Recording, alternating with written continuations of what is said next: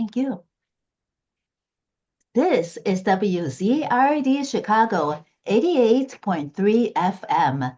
And we have with us at WZRD Anthony Travis, the tax doctor. Anthony, why are you called the tax doctor? Well, I'm called the tax doctor because I was first interviewed by a young lady by the name of Karen Hicks. She had a radio show or a TV show or podcast, however you want to call it.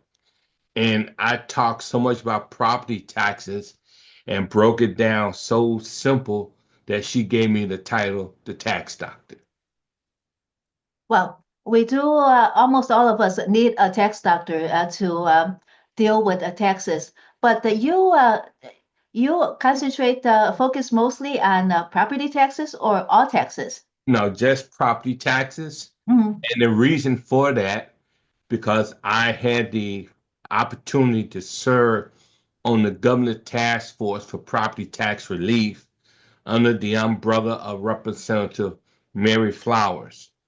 And we put together a coalition of people to serve on her committee, her subcommittee.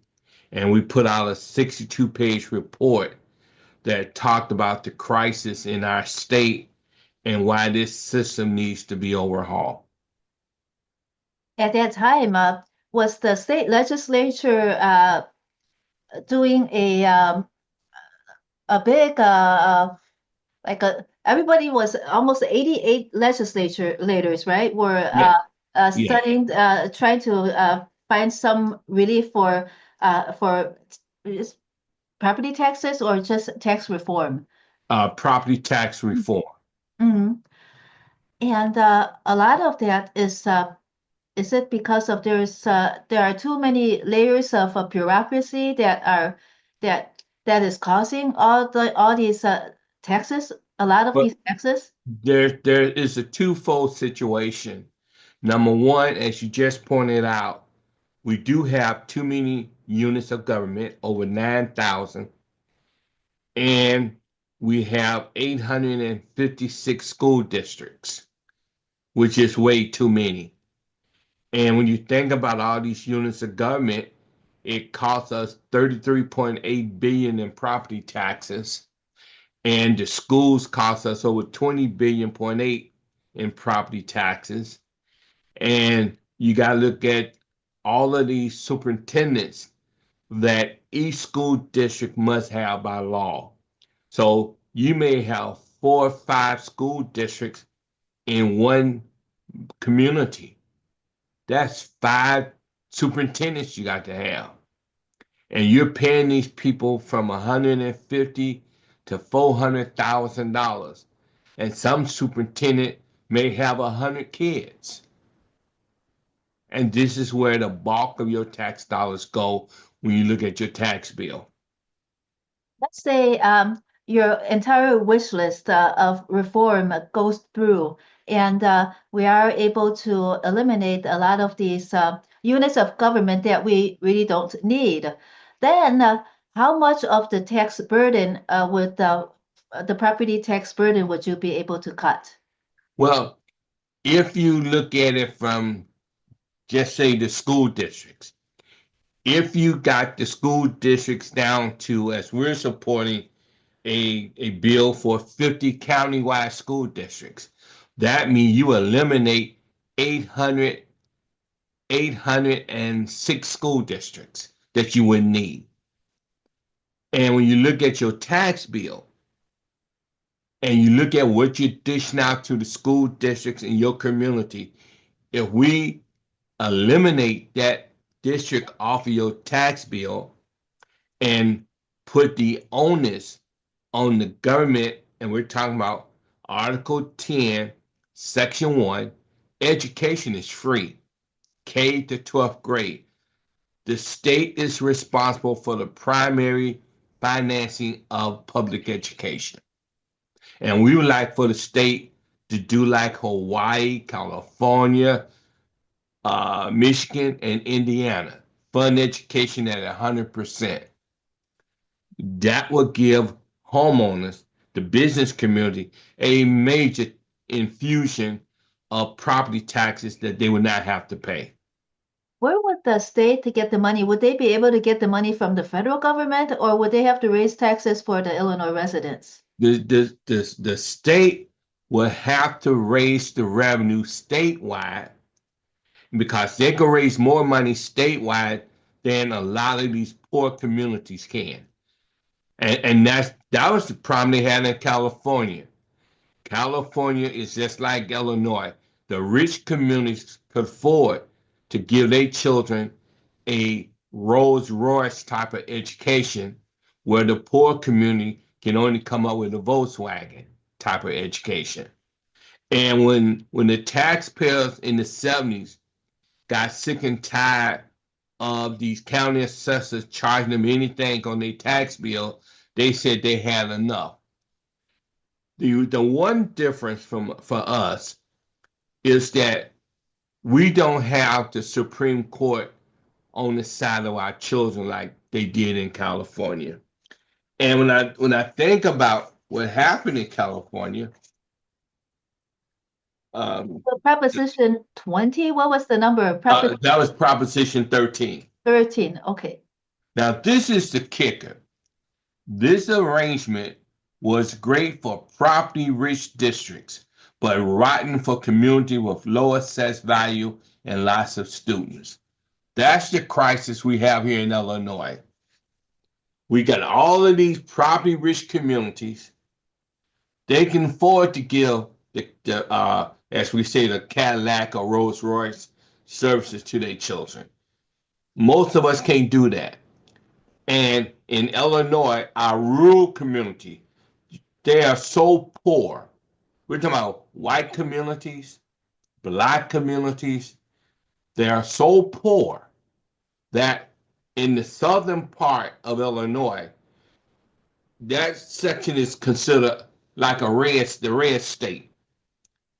We're in Cook County, Chicago, we're considered blue.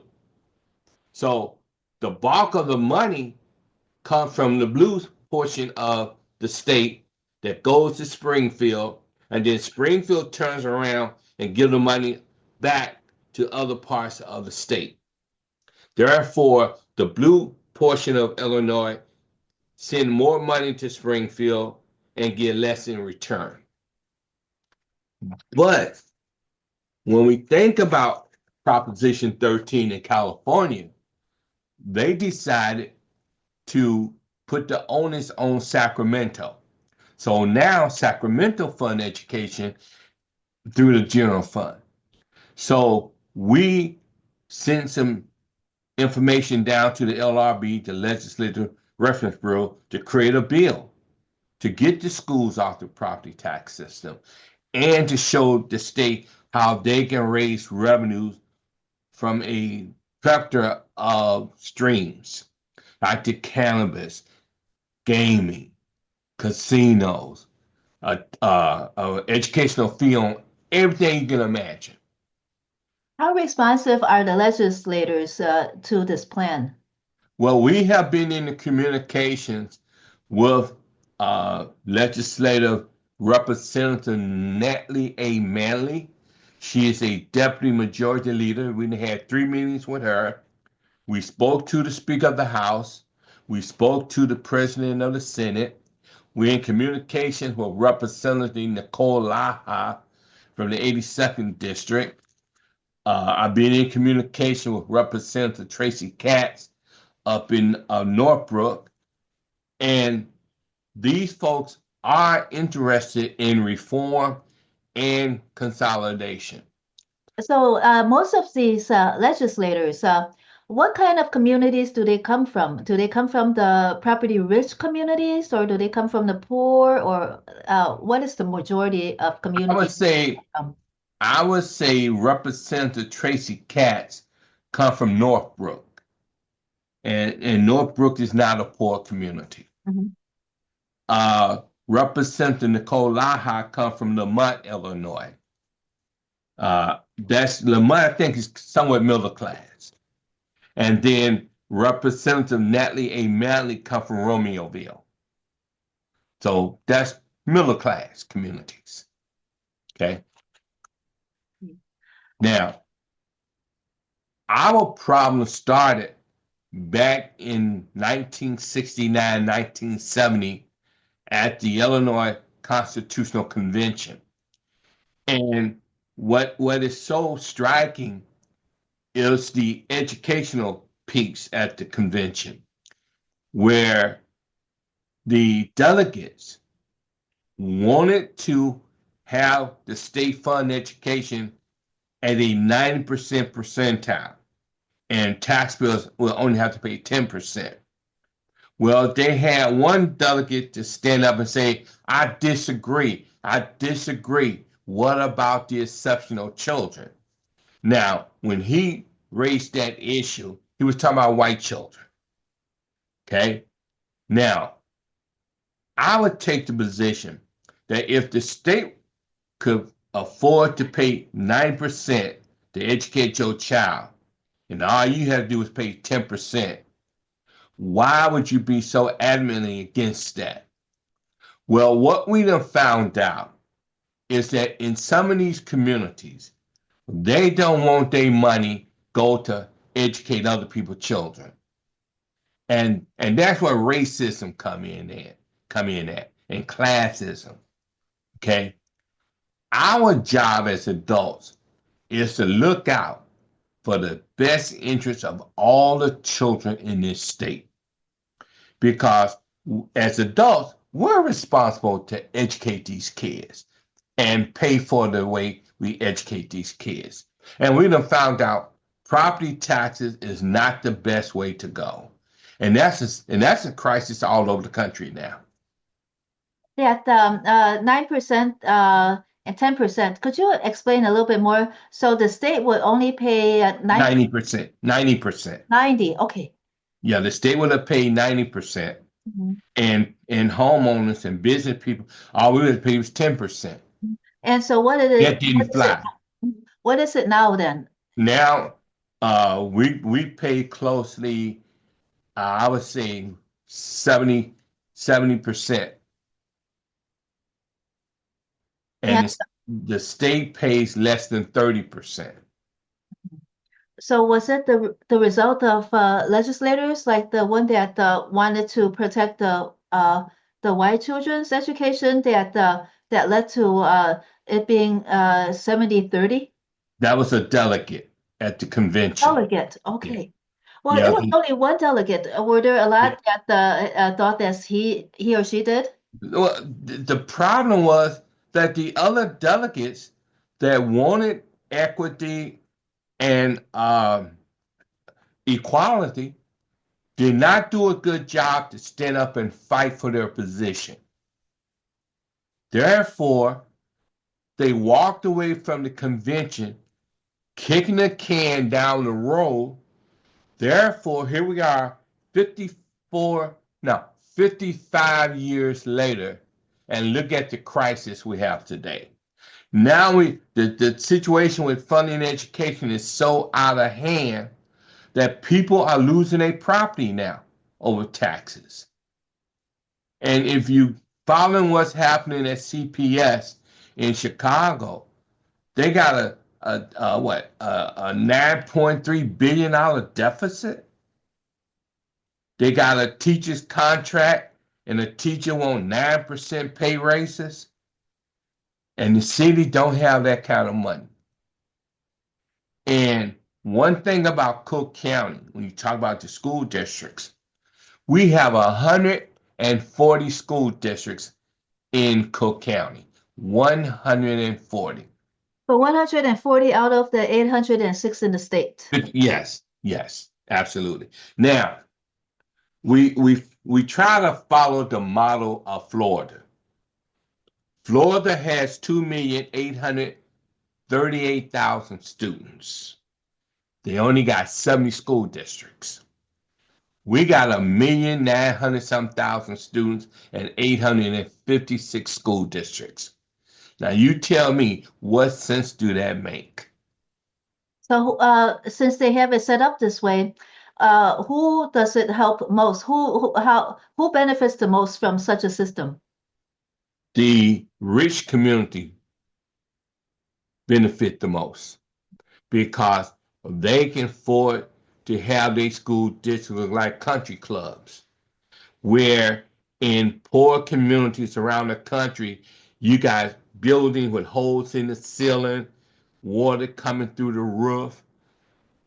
And if they go out for a bond issue, they're going to pay 3 times as much for the bond issue compared to the white communities that have property tax that are property tax rich.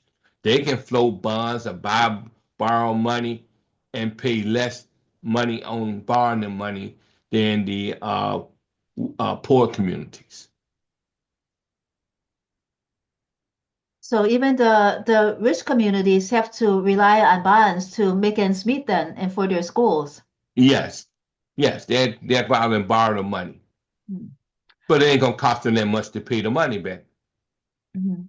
Are they able to pay the money back if once you start having to borrow, and every year you have to borrow, does Not every year. When you're talking about capital improvements, that's when you need to really borrow a nice amount of money to build new buildings or up your upkeep, stuff like that.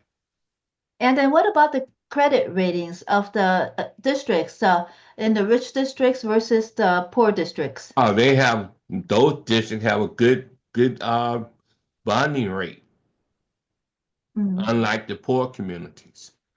The So poor community, because you don't have the type of money that a rich community have, you're going to pay a lot more to borrow the money. exactly. And our children lose out on that. So those 88 legislators that came together in the in those various committees to study property tax reform, are all of them aware of this situation? Yes, they are aware of the situation, but what happened was neither of the two political parties came together at the tail end and have a meeting to discuss what was the finding of the final report. The Republicans had their issues, the Democrats had their issues, and because they never did finalize a final report, the report went to the governor's desk and probably got mothballs on it. Is that the legal? What was there some bill that initiated that committee and its report? And if that report was not done, what ramifications did anybody have to uh, be held responsible for that? Well, that's the sad part about the crisis that we're in because unless you have a groundswell support coming from taxpayers to hold these folks responsible, nothing is going to happen. And I also blame the governor because the governor did not give the same recognition to the property tax task force as he did his pension task force to combine the 653 separate police and fire pensions down to two. He gave that task force more recognition than he did property taxes. What was that could you repeat what you said about the police and fire task force? What? That task force was left with the recommendation to come up with a recommendation to combine the 653 separate police and fire pensions down to two. Okay, that's what I thought I heard. And were they successful in doing that? Yes, they were from the money perspective. In do you have enough expertise to judge whether that helped any? Was that beneficial to the pensioners?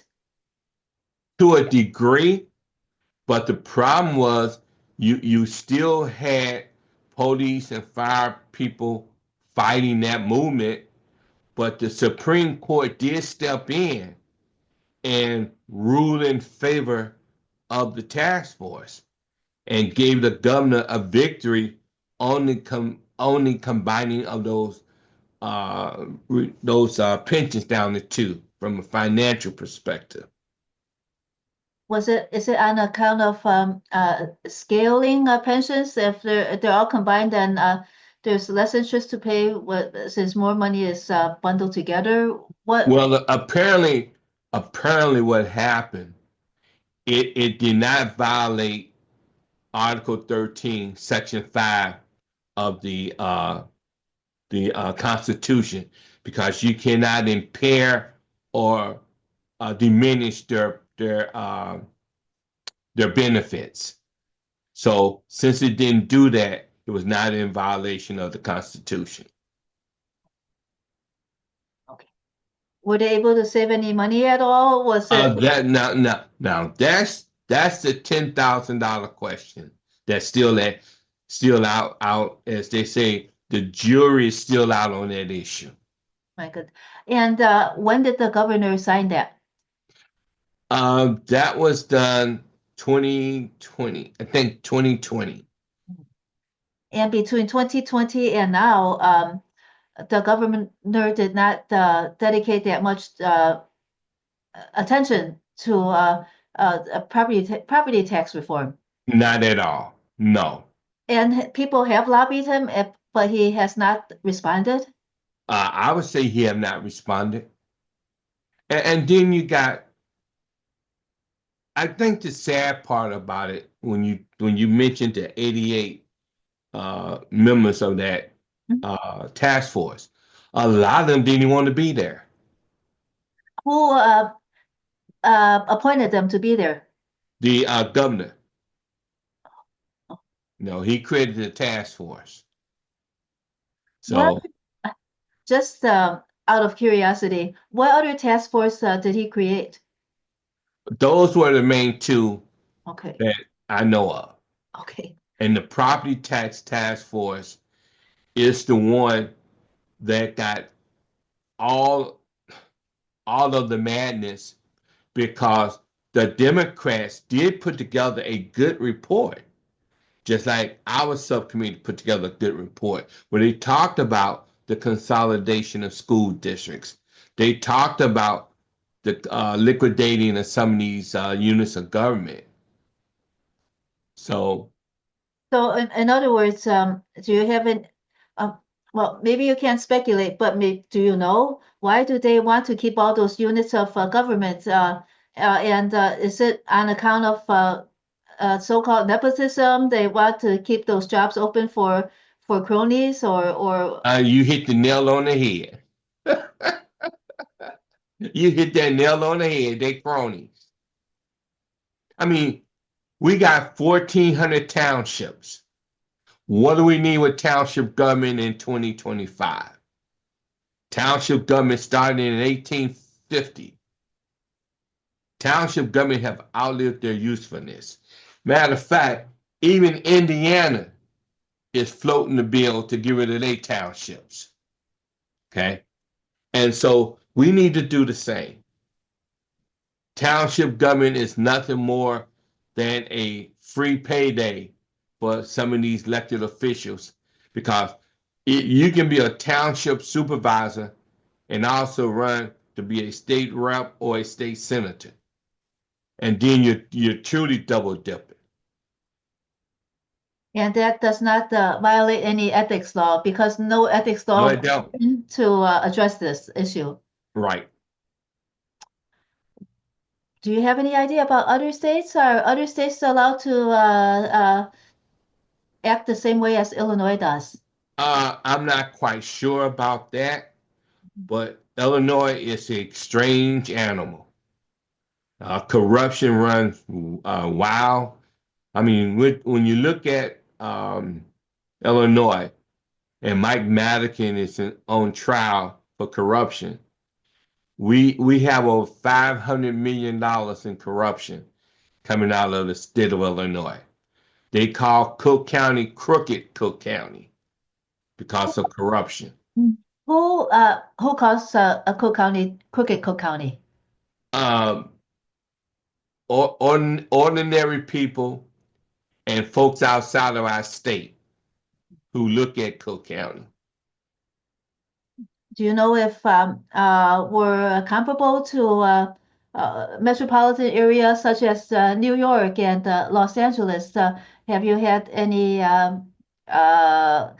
research done or studied that at all? How we compare to other metro areas? Not offhand, but all fingers point to Illinois and Cook County.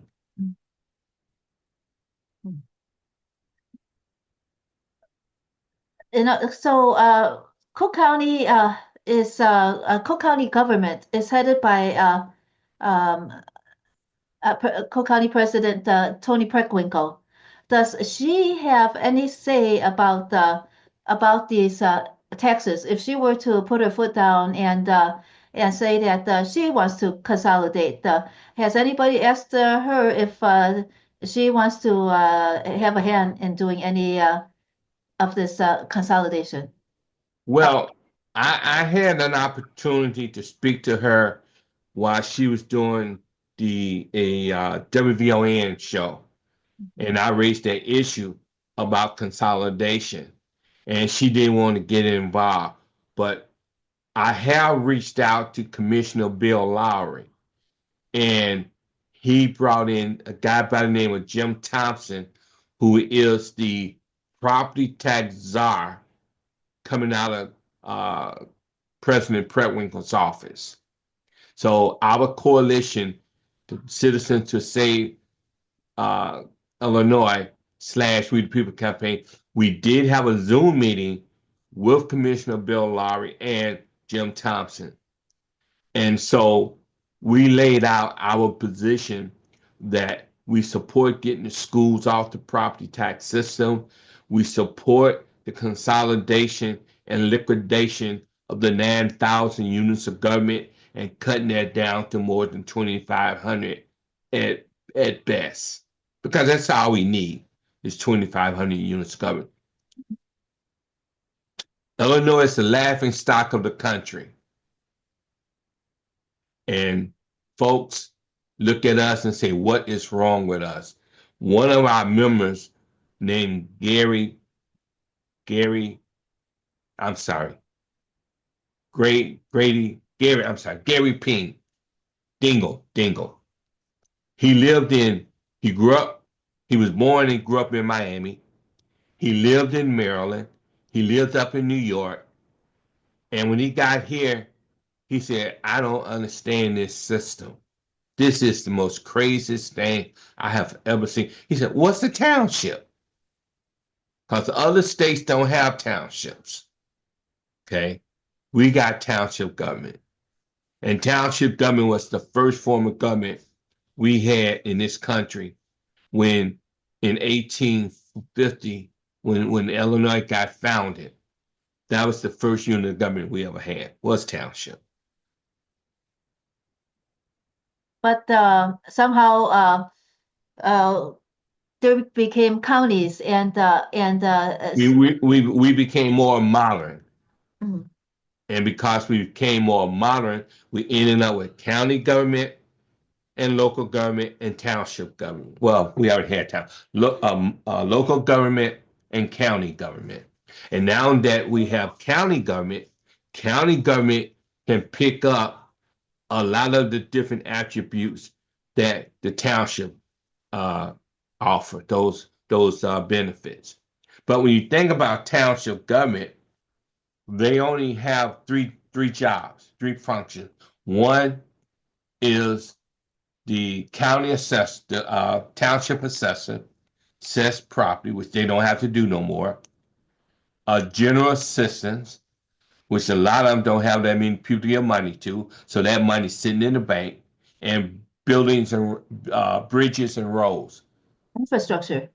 Yes, local government can do that. County government can do that. So if those three are the only three things you got to do, and county government or local government take that over, then what you need township government for in 2025?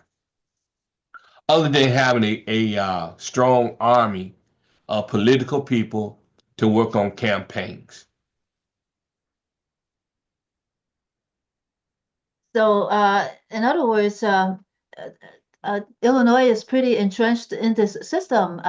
Do you find any hope of a solution in which Illinois would revert back to at least 80 or 90% paying for education? Well, I do say it's some hope because I would say within the last year, we have gotten more TV coverage about property taxes in this state. And when you go to the internet, there is multi videos on property taxes throughout the country. Property taxes is a crisis everywhere, and people are fed up. So, do you know if a lot of the other places, their property tax woes do they derive from a similar situation as Illinois with too many units of government? Absolutely, but too many school districts. Mhm. That's the number one crisis in the country. These places, other than Florida, too many school districts. When And you look at the amount of children, the amount of students, again, use Florida as an example. If you got 2,838,000 students and all you got is 70 school districts, why do you need all them school districts in other states that's beyond 70? And in Cook County, again, I take you back to the 140. That's 140 separate superintendents. And then there are assistant superintendents. Okay. Now, when it comes to municipalities, villages, and towns, I think that's about 1,300. When you look at a community like Proviso and Thornton Township, where you may have 17 communities in Thornton Township, that's 17 police chief, fire chief, public works directors, finance directors, and each municipality got their own contract with corporate councils. That's where all your money going. CMAP, Metropolitan Planning Commission, they talked about regional government. When I was a student at Circle back in 1979, we studied this whole issue of regional government, getting rid of a lot of these municipalities. In 2025, it makes no sense to have all of these municipalities and villages and towns because that's where all your tax dollars are going. And then you got to give these people a pension. You got to give them medical benefits. And that's where your tax dollars are going. So, from 1969 through now, have there been any units of government that were consolidated or eliminated at all? In Evanston, liquidated their township. DuPage County uh, consolidated their clerk department with another department in DuPage County. So we just voted in Cook County to combine the clerk's office and the recorders of deeds. So that was one consolidation we had in Cook County. We need more. What do you feel made these consolidations a success versus other ones? What made them a success is the fact that you got folks talking about making stuff like this happen and following through with the plan. Um, I think what's going to make what we're doing successful is the fact that the media have given a great deal of attention to property taxes and why property taxes is out of whack. There has been numerous articles written on the fact that in our state we just have too many units of government. You got the Civic Federation, you got CMAP, you got the Farm Bureau. I mean, it's just a whole host of organizations talking about the fact that we need reform. And then the taxpayers, once the taxpayers get fed up, they want to see some changes. And we do need changes. Do you feel that the general public knows enough about this situation, about this overburdening of units of government, or they have not yet been educated enough yet? I would say they have not been educated enough. And you got folks out there that they love the status quo. But the status quo is like the Titanic. The Titanic sunk. Illinois is sinking. And a lot of folks are beginning to see Illinois sink. And some folks want to see it sink. Why? Why?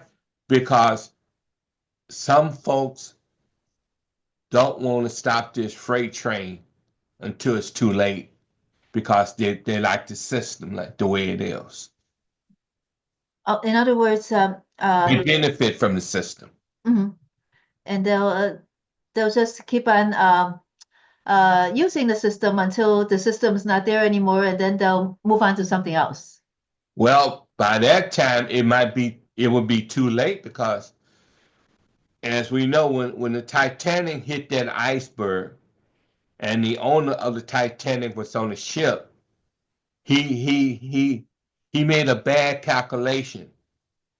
And because he made that bad calculation, the Titanic sunk. Illinois is in that same situation. Our political leaders know that we have a hole in our governmental budget, and yet they don't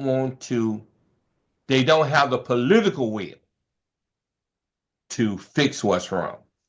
And because they don't have the political will, they will rather see the ship sink than say, wait a minute, folks, let's stop the ship. We're taking on water. We're taking on debt that we cannot sustain. We got a $300 billion pension liability, unfunded liability. And if we don't put an anchor down to stop the ship, we're in trouble. Well, we are in trouble.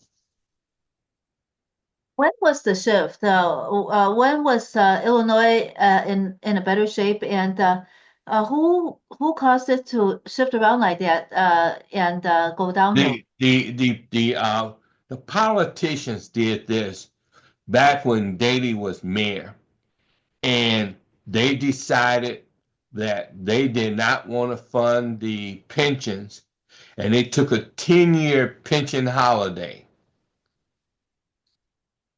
Are And you allowed to do that if they have are contractually obligated to fund a pension? How could they just step away from it? well, because you got to understand CTU, the union in Chicago, they went along with the 10-year pension holiday thinking that the state was going to bail them out. Police, they didn't agree with this, but they had no choice. And the police took the position, well, the state gonna bail us out. Now, that's the pension side of the equation. But when you talk about the funding of education, that happened in the 70s at the convention. Now we are in 2025, and you got people living in communities like Pilsen and other communities where gentrification is taking place. And you got developers coming into these communities and buying up the property and causing taxes to go up. And the people that's been there for years on fixed income, they can't afford to pay these high taxes. And again, that's why in California with Proposition 13, it may not been a major panacea for the taxpayers in California, but they love it.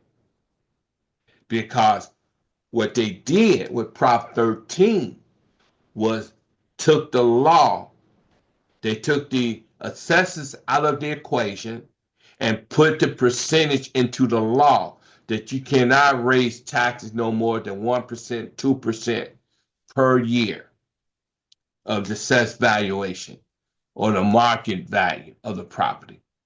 Okay. And because they did that, Proposition 13 been on the books for 40 some years now. And one thing about studying Prop 13, we have the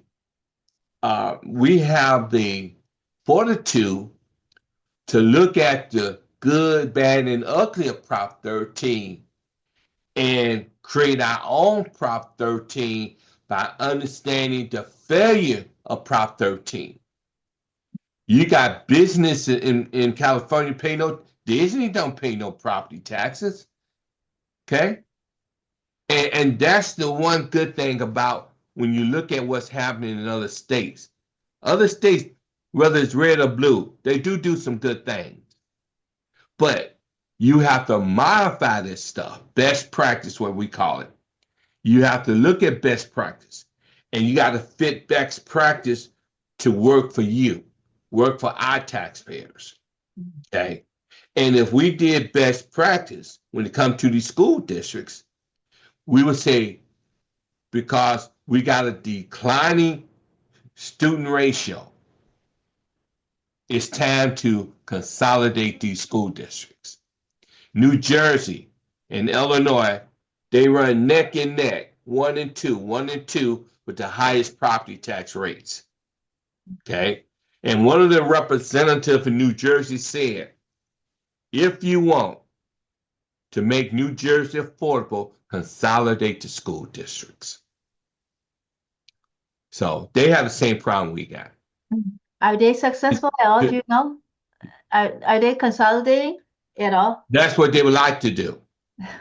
Mhm. That's what they would like to do. You earlier mentioned Jim Thompson. Is he the big Jim Thompson that was the governor, or is No, somebody? that Jim Thompson is dead. Mhm. This is another Jim Thompson. Okay. Now, the former governor, he did something that got us messed up today.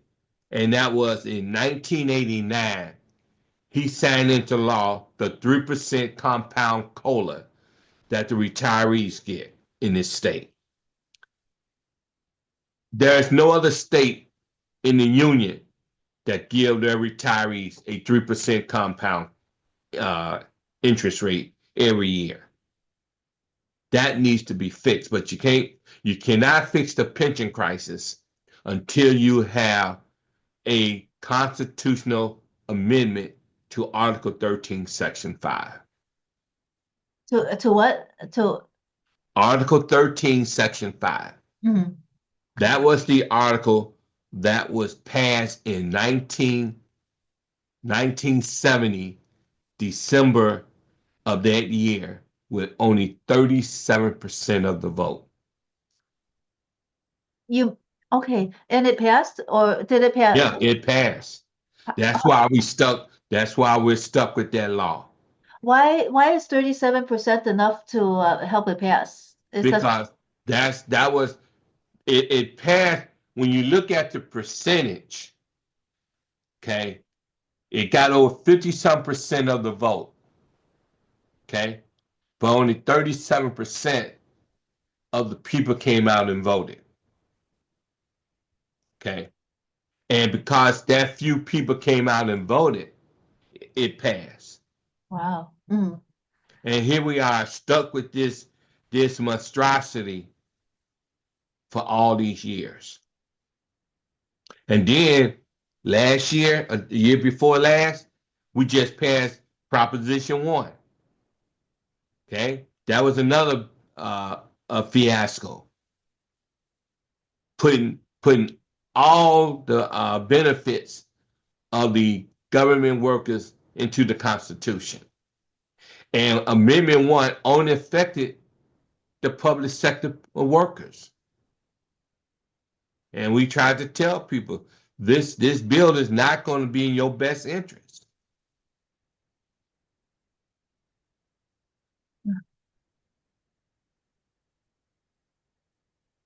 So what lies ahead? If Well, people, right now, what lies ahead is gloom and doom. And gloom and doom lies ahead as long as taxpayers keep sleeping at the helm of the wheel. what could taxpayers do to move to consolidate? What could Mr. Average taxpayer do to if they were to understand this is happening? What could we do? Well, what you can do is get in contact with our coalition at 773-988-0934. Uh, um, The name my of coalition. the name of the coalition is the Citizen Advisory Coalition to Save Illinois / We the People campaign.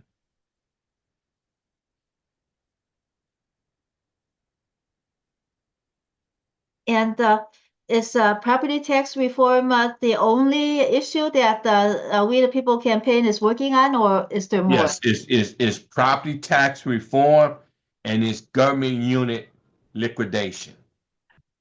See, the governor gave us our marching orders when he did the 2020 address. He said liquidation, consolidation, and transformation of this system. He told both political parties, it's time that you come together and work together. He said Illinois got 7,000 units of government and property taxes is too high in this state. And this is J.B. Pritzker, right? Yes, that those words came out of his mouth. So all we're doing with the Citizens Advisory Coalition is echoing his words. And We didn't make this stuff up. and then who lobbied him so that he would do this? Did he know about this? Did he uh, how were there advocates that lobbied for him to help in this way? Do you know the background of that? Was Well, I think what the background of that was the fact that you do have organizations like the Civic Federation, WirePoint. Um, there's few other organizations out there. The Elder Policy Institute. These organizations have been lobbying year after year, educating us year after year on all of this information. They've been putting out good information. So, again, CMAP, Metropolitan Council, they've been putting out good information. And so it's what does not it's what does not a lack of it's not a lack of information no more. Mhm. We need the political will to fix what's wrong. That's the problem. And CMAP stands for That's the metropolitan metropolitan advisory something maybe? council, Okay. planning council. Mhm. Yeah, they're located in Chicago. CMAP.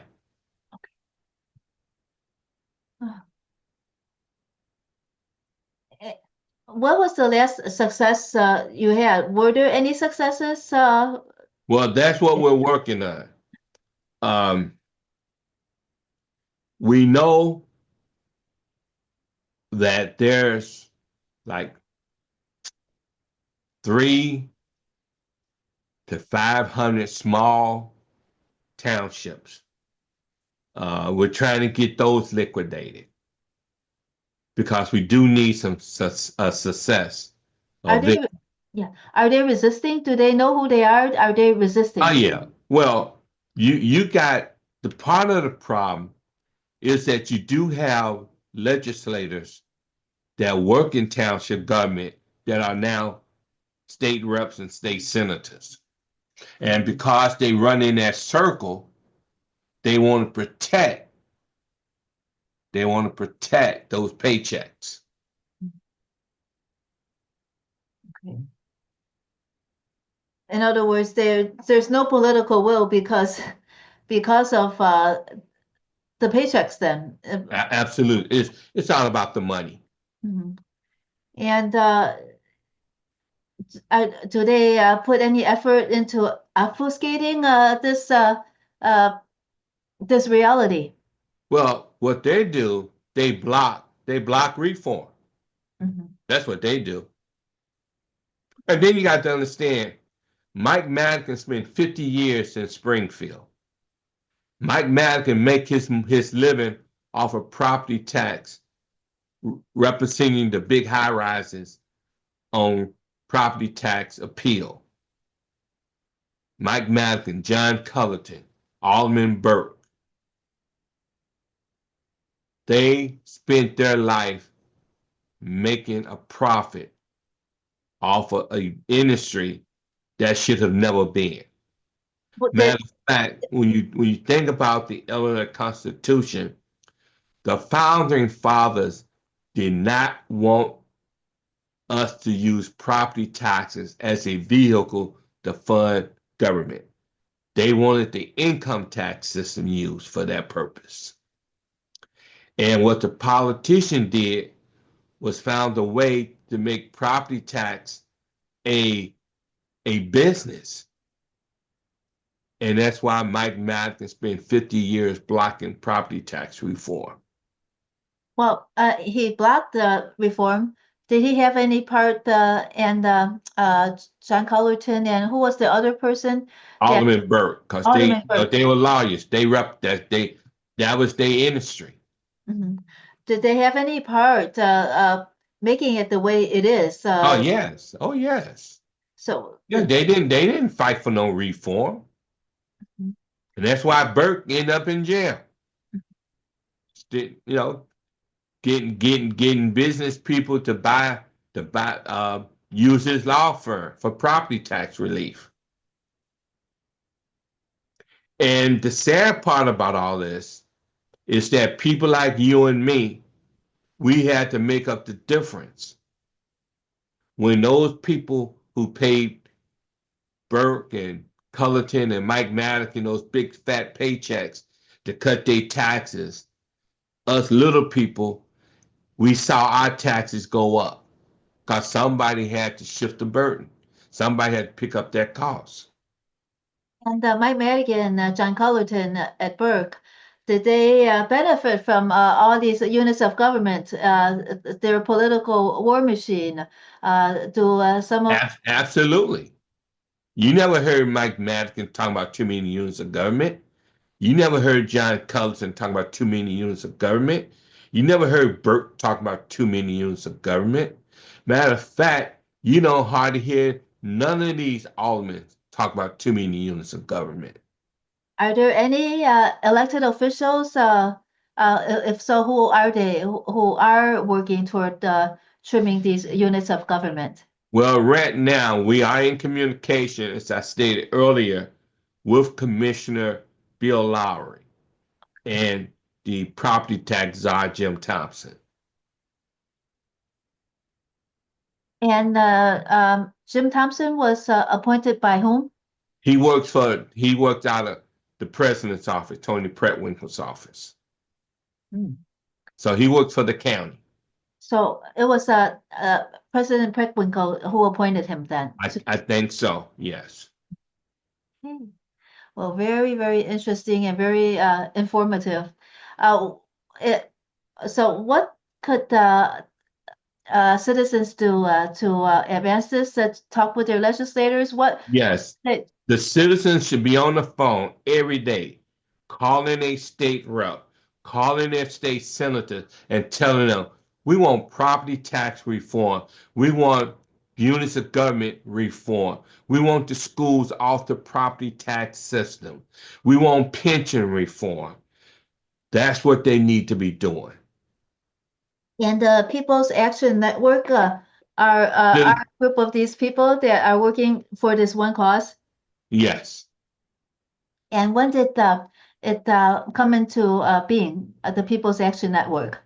the Citizen Advisory Coalition, we came into existence right after we worked with Representative Mary Flowers. And after things did not work out the way we wanted to with them, then I got together with other members of the coalition and created the Citizen Advisory Coalition to save Illinois within 2020.